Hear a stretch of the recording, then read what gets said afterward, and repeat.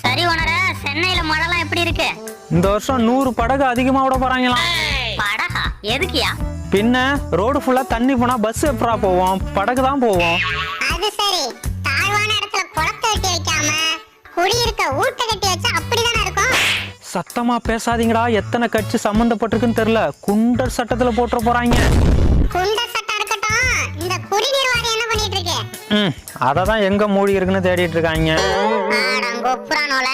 சரியா, அந்த காலத்துல எப்படியா இதெல்லாம் மேனேஜ் பண்ணாங்க? டேய், நீரின்றி அமையாத உலகுன்னு திருவள்ளுவரே சொல்லியிருக்காருடா. நீரோட மதிப்பு தெரிஞ்சதாலதான் நம்மளுடைய பண்டைய தமிழ் மன்னர்கள் ஏரி, குளம், குட்டை, கால்வா, கண்மா, கரணை, ஊரணி இப்படி 47 பிரிவா தண்ணிய பிரிச்சு பாதுகாத்திருக்காங்க.